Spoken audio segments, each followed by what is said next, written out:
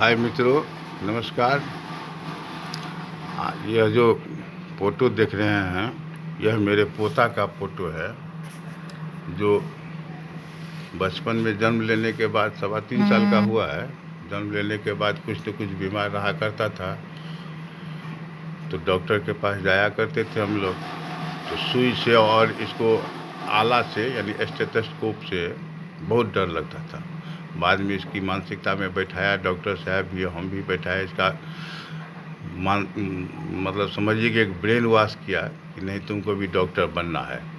अब इससे कभी भी कुछ कोई पूछता है कि क्या करोगे, तो कहता है डॉक्टर बनेंगे, डॉक्टर बनेंगे। दिक्कत यह है कि मेरा अपना पैसा लगभग 53 लाख प्लस जमा है। अभी अगर मैच्योरिटी और प्री मैच्योरिटी सब अगर दे दिया जाए तो कम से कम 85-86 लाख रुपया बनेगा। और इसकी आयु अभी 3.25 वर्ष की है, तो 20 से 21 वर्ष की अवस्था में यदि यह मेडिकल कंप्लीट कर भी लेता है, तब तक हमारे पास इतना पैसा हो जाएगा कि हम इसको डॉक्टर बनाने में पूरा सक्षम हो जाएंगे। चाहे प्राइवेट कॉलेज हो, सरकारी हो तो और बढ़िया है, नहीं तो कम से कम प्राइवेट कॉलेज में तो कम से कम बना ही लेंगे इसको। अब तो यह लगता है कि या तो मेरा अपना सपना चूर-चूर हो जाएगा या फिर हम इसका सपना चूर-चूर कर देंगे। दोनों में से कोई न कोई एक को तो टूटना ही पड़ेगा। हम तो इस बचपन को देख रहे हैं और हम ये देख रहे हैं कि वास्तव में हम कितना सक्षम हो पाते हैं। पूरा जीवन लगा दिया मैंने सहारा इंडिया में, और अब जब जीवन का फल काटने का समय आया तो लगता है कि पूरे का पूरा अंधेरा छा गया है आंखों के सामने। मैं अपनी जीवन की व्यथा कथा कितना कहूँ। बचपन से ही कष्ट भोगते आ रहा था। सहारा इंडिया में ज्वाइन किया इस आशा में कि 25-50 रुपया सभी लोग कमाते हैं। नाम बताया गया उस समय में कि अमुक जी इतना कमाते हैं, अमुक जी इतना कमाते हैं, अमुक जी इतना कमाते हैं। जिस समय में उन बड़े बड़े लोगों का कमीशन 1 लाख, 1.25 लाख रुपया हुआ करता था, उस समय में मेरा कमीशन 2018-22 के आसपास में हुआ करता था। और तब से मैंने आरंभ किया तो मैं भी 1 लाख तक पर पहुंचा। किंतु अब वह लगता है कि यह 1 लाख रुपया मेरा जीवन बर्बाद करने के लिए था या जीवन आबाद करने के लिए था, ये मेरी समझ से बाहर की बात है। किंतु अब मेरा और मेरे पोते के बीच में जो गैप है, एक का सपना मारना ही पड़ेगा।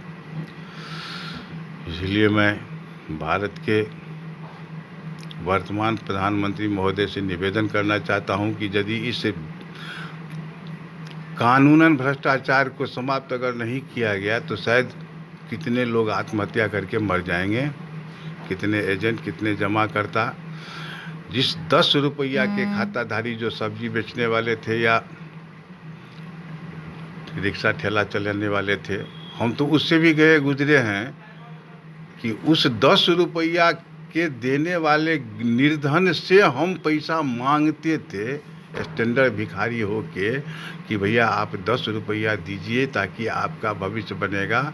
जबकि मुझे वास्तविक बात यह है कि उसके भविष्य से चिंता अधिक मेरे अपने जेब की चिंता होती थी कि वो 10 रुपया देगा तो 10 नया पैसा मुझे मिलेगा। और ऐसे जमा करता लोग अगर 1000 की संख्या में हो गए तो फिर हमारी स्थिति बहुत बेहतर हो सकती है।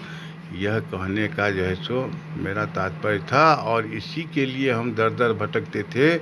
और हम रिफंडेबल भिखारी थे।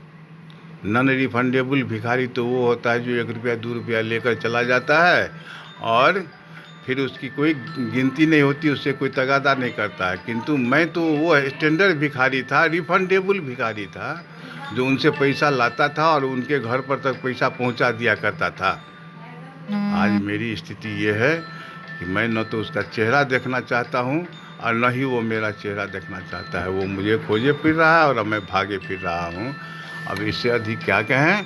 फिर अगले हम वीडियो में मिलेंगे आपसे। तब तक के लिए